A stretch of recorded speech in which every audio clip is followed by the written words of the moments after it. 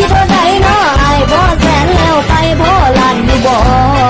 น้องอย่ามาไอ้เนาะมาขอผู้ใดที่ผ่านมาเด้เด็กอ้วนมันดูไม่ดีงั้นเป็นเด็กพี่ได้ไหมเบื่อไหมที่ต้องทนเหงามาเป็นแฟนเราก็ได้ตอนนี้ฉันยังไม่มองใครส่วนแบบนี้กำลังสบายไม่รู้จะมีแฟนทำไมไว้เจอกันใหม่โอกาสหน้าตอนนี้อยากให้เธอไปคุยกับเขาก่อนอยากให้เธอไปเจอกับเขาก่อนเธอทำอะไรก็ไปทำกับเขาก่อนเดี๋ยวเราเธอตรงนี้ไม่หนีไปไหนแน่นอนเธอไม่เคยเป็นแฟนเก่าเพราะฉันไม่เคยมีแฟนใหม่จะอยากให้รู้ทำไมพูดไปเธอคงไม่อยากฟังเห็นตัวจริงคืองามแท้ใจอ้ายนี่แม่ขอไปนั่งน้ำได้บ่ก็มาดีค่ะจะมัวจะทำจะมองเห็ดยังคืออยู่เป็นโซนลำพังลองให้คนเดินเข้ามองดูคือยังคงมาดีค่ะมาไม่ต้องทายอยู่อานุภาพร้ายแรงคำแพงเจ้าหูบอกความงามของเจ้านี่เนาะมีผลต่อใจของอ้ายรัศมีความสวยลมเธอจังสวยบาดตาใครผ่านมาก็เป็นต้องจ้องมองโอ้โหอมวยอย่าช้ารีบเข้ามายังเธอน่ะต้องรอสวัสดีครับคุณผู้หญิงคุณชื่ออะไรแล้วคืนนี้คุณว่าไปเที่ยวกับผมใช่ไหมอยากให้เธอไปคุยกับเขาก่อนอยากให้เธอไปเจอกับเขาก่อนเธอทำอะไรก็ไปทำกับเขาก่อนเดี๋ยวเราเธอตรงนี้ไม่หนีไปไหนแน่นอนเธอจังสวยบาดตาใครผ่านมาก็เป็นต้องจ้องมองโอ้โหอมวยอย่าช้ารีบเข้ามายังเธอน่ะต้องรอสวัสดีครับคุณผู้หญิงคุณชื่ออะไรแล้วคืนนี้คุณว่าไปเที่ยวกับผมใช่ไหมRedefine your one of a kind, but you mash up my mind. You have to get declined, oh Lord. My baby is driving me crazy.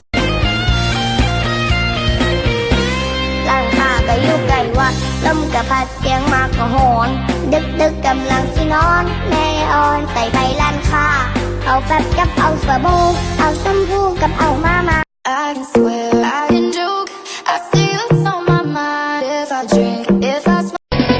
แค่เธอเดินเข้ามาก็ทำให้ใจของฉันละลายมันละลายอยากจะกลืนกินเธอทั้งตัวเธอไม่ได้มากับใครใช่ไหมหรือว่ายังไงเธอชอบอะไรบอกฉันเลยฉันจะหาให้เธอตอนนี้โสดหรือไม่โสดโสดค่ะโสดสนิทไหมสนิทค่ะมีคนเข้ามาคุยหรือยังไม่มีค่ะเศร้าไหมเวลาเห็นเขาอยู่กับคนใหม่มารยาทนิดนึงนะคะ ชอบแบบนี้ก็ชอบที่เป็นแบบนี้ชอบแววตาแบบนี้ชอบรอยยิ้มแบบนี้ก็ชอบคนนี้โอ้จะเอาแบบนี้จะเอาที่เป็นแบบหน้าตาไม่ดีแต่ฉันก็มีหัวใจของฉันให้เธอไปจนหมดในชีวิตตอนนี้มีเพียงแค่เธอเท่านั้นโปรดอย่าทิ้งความกันทำให้หัวใจฉันปีโฟมักละก็มักบ่ได้มักแต่ใจเบิดทั้งสายทั้งสามสิบอกให้แม่ไปขอสิเอานี้พอไปแต่งสิสอดค่าดองของน้องสิแพงได้หอมแก้มแดงอายสิบินสู่ตาย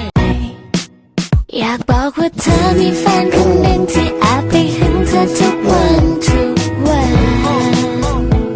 ไม่รู้อะไรสักบางเลยก็เป็นแฟนเธอวันโดยที่เธอเองก็ไม่อานุภาพร้ายแรงคำแพงเจ้าหูบอกความงามของเจ้านี่เนาะมีผลต่อใจของอ้ายรัศมีฉันยังต้องรออีกนานไหมต้องรอเธออีกนานไหมถึงจะได้เจอกับรัก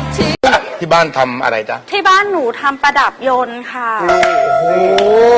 แต่งรถเหรอจ๊ะขายพวงมาลัยอยู่กลางสี่แยก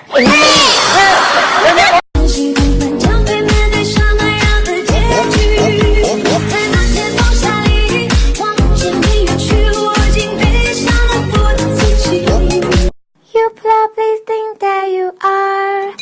better now